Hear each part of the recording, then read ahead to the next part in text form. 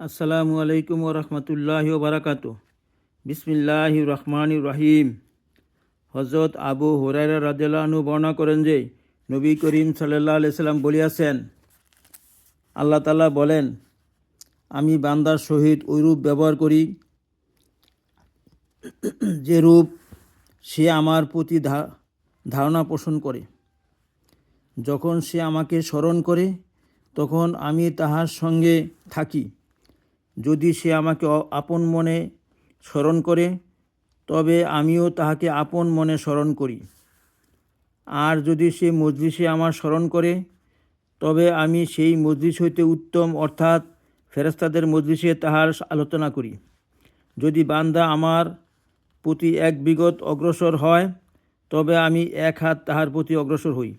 যদি সে আমার প্রতি এক হাত অগ্রসর হয় তবে আমি তাহার প্রতি 2 হাত অগ্রসর হই। যদি সে আমার প্রতি হাঁটিয়া আসে তবে আমিও তাহার প্রতি দৌড়িয়া আসি। বুখারী।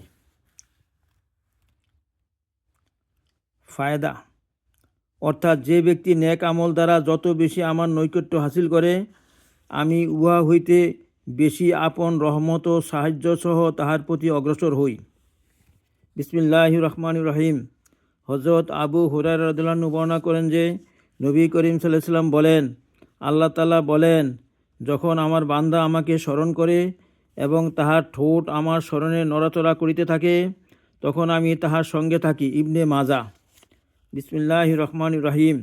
হযরত আবদুল্লাহ ইবনে বুসর রাদিয়াল্লাহু আনহু বর্ণিত আছে হযরত আবদুল্লাহ ইবনে বুসর রাদিয়াল্লাহু আনহু হইতে বর্ণিত আছে যে এক সাহাবী আরজ করিলেন, ইয়া রাসূলুল্লাহ সাল্লাল্লাহু আলাইহি সাল্লাম, শরীয়তের হুকুম তো অনেক রহিয়াছে যাহার উপর আমল করা জরুরি, কিন্তু আমাকে এমন কোনো আমল বলিয়া দিন যাহা আমি নিজের ওজিফা বানিয়া লইব। তিনি বলিলেন, তোমার জিহ্বা যেন সর্বদা আল্লাহ তাআলার জিকিরে সিক্ত থাকে। তিরমিজি। বিসমিল্লাহির রহমানির রহিম। হযরত মুআজ ইবনে জাবাল রাদিয়াল্লাহু আনহু বলেন, বিদায়কালে রাসূলুল্লাহ সাল্লাল্লাহু আলাইহি ওয়াসাল্লামের সহিত আমার শেষ কথা যাহা হইয়াছিল তাহা এই যে, আমি জিজ্ঞাসা করিলাম, সমস্ত আমলের মধ্যে আল্লাহ তাআলার নিকট সবচাইতে প্রিয় আমল কি? এক রেওয়াতে আছে, হযরত মুআজ রাদিয়াল্লাহু আনহু রাসূলুল্লাহ সাল্লাল্লাহু আলাইহি ওয়াসাল্লামকে বলিলেন, আমাকে সবচাইতে উত্তম আমল ও সবচাইতে আল্লাহ তাআলার নৈকট্য দানকারী আমল বলিয়া দিন। তিনি বলিলেন, এমন অবস্থায় তোমার মৃত্যু আসে যে তোমার জিহ্বা আল্লাহ তাআলার জিকিরে সিক্ত থাকে। আর ইহা তখনই সম্ভব হইতে পারে যখন জিন্দিগিতে জিকিরের এহতেমাম থাকিবে। বাজ্জার মাজমায়ে জাওয়ায়েদ। ফায়দা বিদায়কালের অর্থ হইল রাসূলুল্লাহ সাল্লাল্লাহু আলাইহি ওয়াসাল্লাম হযরত মুআজ রাদিয়াল্লাহু আনহুকে ইয়ামানের আমির নিযুক্ত করিয়া পাঠিয়েছিলেন। সেই সময় এই কথাবার্তা হইয়াছিল।